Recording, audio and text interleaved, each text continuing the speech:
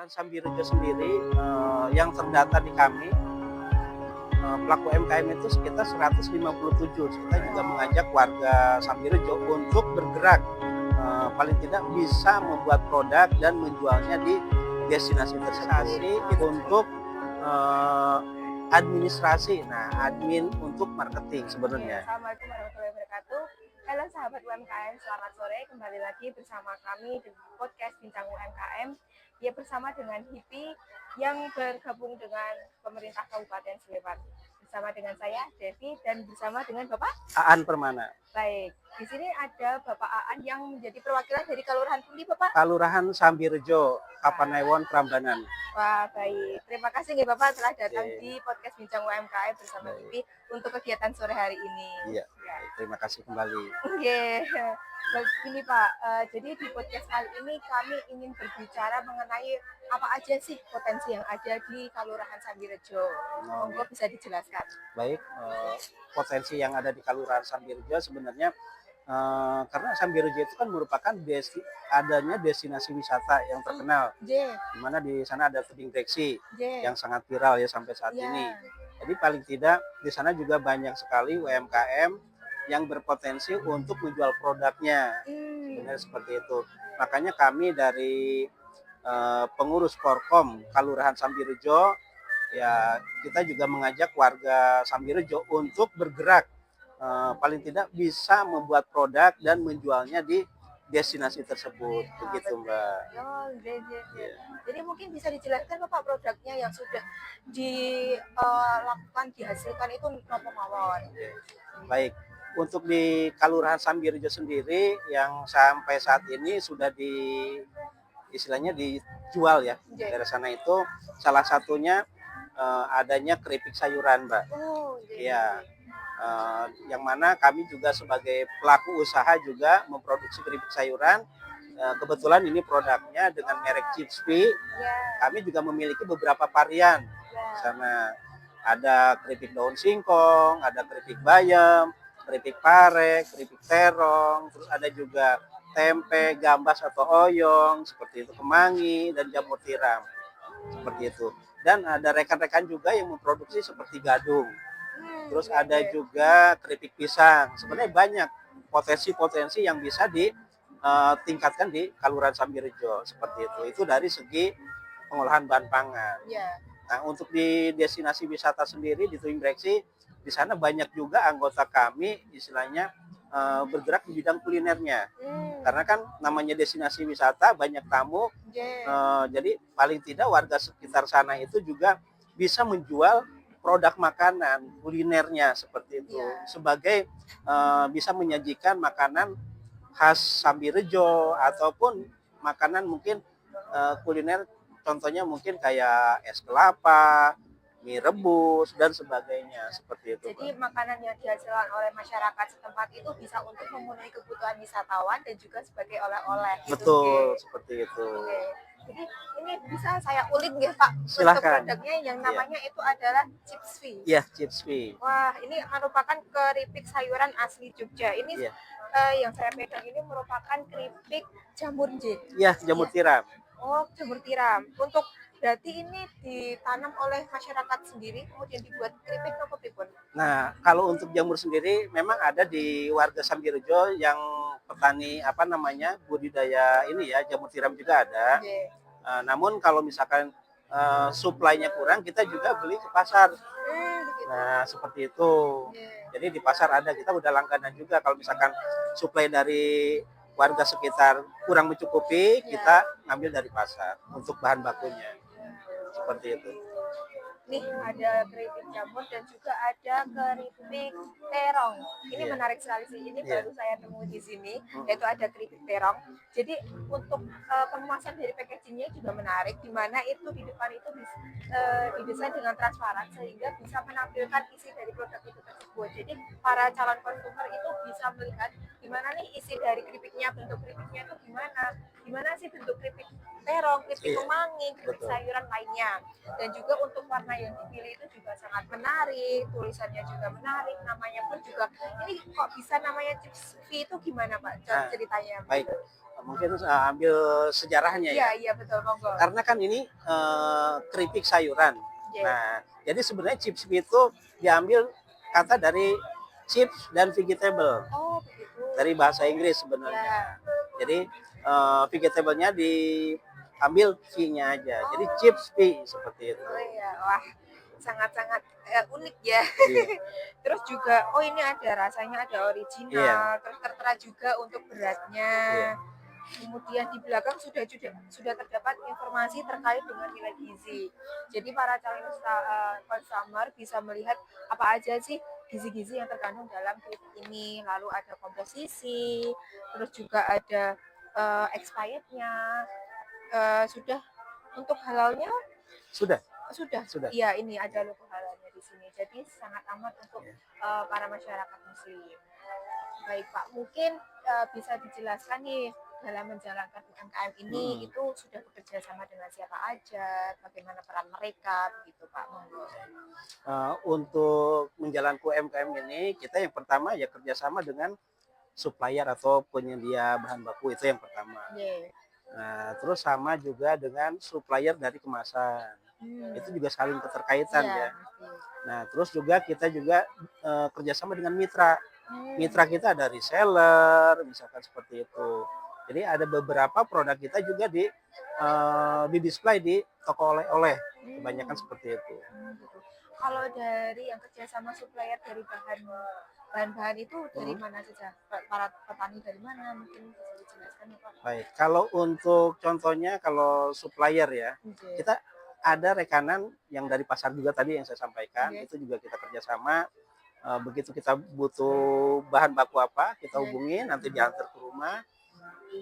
Tapi kalau misalkan contohnya di warga sekitar masih ada, ya kita ambil dari warga sekitar. Contohnya kayak daun singkong, Mbak. Nah, di sekitar rumah kan banyak yang petani singkong. Nah, daun singkongnya kita ambil dari mereka, seperti itu. Dan kadang bayam pun kan di depan rumah juga kan, kalau apalagi kalau musim hujan kan cepat tumbuh. Jadi kita manfaatkan dari tanah sekitar gitu, Mbak. Berarti bisa mensejahterakan para masyarakat setempat juga. Ya, paling tidak kita bisa membantu agar misalkan dari daun singkong dia nanam singkongnya, daunnya kita beli. Nah, sehingga kan tetangga juga bisa merasakan dari penjualan daun singkong. Kita membayar ke beliau seperti itu. Lalu mungkin terkait dalam menjalankan UMKM pasti tidak lepas dengan adanya kendala. Betul. Nah, itu mungkin bisa diceritakan apa saja kendala yang pernah dihadapi saat berproses untuk meningkatkan UMKM ini. Ya, untuk kendala pasti semua pelaku UMKM itu memiliki kendala ya. Terutama mungkin yang saya alami ya. Yang pertama itu di segi marketing. Nah, karena kebanyakan pelaku UMKM di Kelurahan Sambirejo, dia itu yang produksi dia sendiri, yang memasarkan dia sendiri, seperti itu. Semuanya lah istilahnya dia yang mengerjakan. Jadi kan paling tidak marketing tidak terpegang secara maksimal, seperti itu. Kendalanya rata-rata di sana seperti itu. Mungkin sudah adakah langkah solusi yang diambil untuk menutupi kendala tersebut, Pak? Nah, untuk solusi sebenarnya kita kan juga pengurus Forkom ya, pernah sering kita rapat dan kita membentuk sebagai apa namanya, ada semacam organisasi untuk administrasi. Nah, admin untuk marketing sebenarnya. Ini kita sudah bentuk, cuman belum berjalan maksimal. Jadi nanti kita itu kan mencari SDM ya lulusan inilah istilahnya warga sekitar yang masih segar, fresh grade, supaya dia bisa apa namanya memasarkan produk UMKM yang ada di Kelurahan Sambirejo seperti itu. Kalau kami kan sebagai pelaku UMKM yang mana mungkin dari segi usia kan sudah apa namanya sudah agak sepuh misalkan ya. Karena kan banyak UMKM di tempat kami itu udah pada sepuh. Jadi kan kurang apa namanya SDM-nya kurang untuk di digital marketing kan kurang seperti itu. Makanya kita membutuhkan tenaga yang mungkin baru lulusan sekolah untuk membantu para UMKM itu mempromosikan produknya seperti itu. berarti masih mencari generasi yang melek terkait dengan media sosial untuk bahan pemasaran. Betul, seperti itu. Lalu dari anggotanya sendiri Pak, itu ada berapa dan mungkin sudah adakah yang aktifnya itu berapa? Baik. Untuk di Kelurahan Sambirejo sendiri, yang terdata di kami, pelaku UMKM itu sekitar 157 sebenarnya. Wah, Tapi itu ada beberapa kategori. Oh gitu. Ya, jadi kategorinya salah satunya misalkan pengolahan bahan pangan. Yeah. Nah, terus ada juga kuliner, Yeah. ada juga kan toko kelontong. Nah, toko kelontong juga kan termasuk ke UMKM juga seperti itu. Terus ada jasa, jasa itu misalkan tukang jahit itu juga ada. Terus ada juga apa namanya kayak bengkel itu juga sebenarnya kan dia UMKM, usaha kecil kan seperti itu. Jadi kita data juga seperti itu. Gitu. Kalau dalam hal mengoptimalkan UMKM yang ada di sana, apakah sudah ada pelatihan yang dilaksanakan pemerintah atau mungkin pelatihan yang dilaksanakan dengan inovasi sendiri, gitu, inisiatif sendiri? Gitu. Baik, untuk di Kelurahan Sambirejo sendiri kebetulan kan sudah menjadi desapreneur ya. Yeah. Selain ada pelatihan kadang dari dinas terkait, itu juga dari kami dari sebagai desapreneur mendapatkan pelatihan. Nah, yang mengadakan kan itu dari dinas koperasi. Yeah. Kami ini jalan ke tahun kedua untuk desapreneurnya. Nah, tahun kemarin sudah ada pelatihan juga dari desapreneur. Terus tahun ini juga sama, tahun kedua juga sudah, nanti tinggal tahun ketiga. Nah, seperti itu. Kalau bentuk pelatihannya sendiri tuh biasanya apa? Untuk bentuk pelatihannya ya mungkin dari dasar ya. Tahun pertama ya dari ini juga, misalkan foto produk, terus digital marketing, terus cara pembuatan label seperti itu. Terus pendataan NIB, terus ada halal juga seperti itu juga. Seperti itu. Lalu untuk terkait dengan hal permodalan nih Pak, izin tanya, itu baik secara mandiri kah atau bagaimana gitu dalam hal untuk memulai UMKM? Kalau untuk kami sendiri kebetulan dulu kan usaha kecil-kecil, jadi modal mandiri. Modal mandiri. Iya, modal mandiri. Sebagian besar itu dari modal mandiri, Jen? Iya, rata seperti itu. Rata-rata juga gitu modal mandiri? Iya, karena kan usaha kecil-kecilan ya. Contohnya kalau keripik sayur, modal paling misalkan awalnya ya, awal buka mungkin beli kayak wajan, kayak kompor, seperti itu. Terus kayak bahan bakunya, tepung beras, tepung tapioka, minyak. Itu kan modalnya kecil pun istilahnya bisa berjalan. Yang penting kita tekun. Iya, yang penting ditekuni, diterusi pasti juga akan bisa dilihat oleh masyarakat luas. Betul, iya. Kalau dari Chips Mie ini sendiri sudah sampai mana nih untuk peredarannya? Kalau untuk peredarannya sebenarnya kami, nah ini untuk wilayah Jogja, kita sudah masuk ke beberapa gerai atau toko oleh-oleh. Ya. Nah, kalau di Sleman mungkin mulai dari utara ada di Ibarbo udah masuk. Terus di Raminten, terus Omajadah Kaliurang yang punya di Sprindek juga kan ada di sana. Terus di Heha Polres sudah. Terus di toko bakpia Japa, bakpia Mutiara. Nah, terus di ini juga kalau untuk Gunung Kidul juga sudah masuk beberapa tempat seperti itu. Kalau di online, secara online apakah sudah diedarkan tuh Pak? Secara online sebenarnya kita akun sudah punya, cuman karena kita juga punya kesibukan sendiri Mbak, karena ya kita nggak fokus di sini aja sebenarnya. Kami kan sebagai UMKM ya pertama emang produksi ini, tapi di satu sisi kita juga istilahnya bekerja di salah satu tempat gitu. Jadi kita harus bagi waktu juga. Jadi kan kita nggak bisa konsisten di online. Masih terhalang waktu dan tenaga gitu pastinya. Jadi kalau UMKM yang lain gitu juga diedarkannya masih secara offline ya Bang? Kebanyakan ya offline. Karena memang kurangnya generasi, kurangnya waktu. Betul. Kurangnya SDM sama waktu mungkin. Iya. Lalu terkait pemasaran tadi masih offline, Iya. promosi juga masih offline, masih perlunya SDM yaitu generasi muda yang melek akan teknologi J. Betul, iya. Iya. Makanya kita bangun semacam organisasi tadi untuk mengatasi kendala tersebut. Kalau boleh tahu organisasinya sudah diberi nama atau Ini baru dibentuk sebenarnya. Oh, baru dibentuk. Iya. Oh, jadi lalu dalam hal perizinan nih Pak, ini kan sudah ada perizinan. Nah kemarin itu bagaimana proses perizinannya, terus berapa lama mendapatkan izinnya? Oke, baik. Sebagai pelaku UMKM yang pertama itu kan izinnya itu yang pertama adalah NIB, nomor induk berusaha, itu yang pertama. Semua UMKM harus memiliki nomor induk berusaha ya. Yang kedua untuk produk makanan yang masa ketahanannya lebih dari 7 hari, minimal itu kan harus punya PET. Nah itu PET.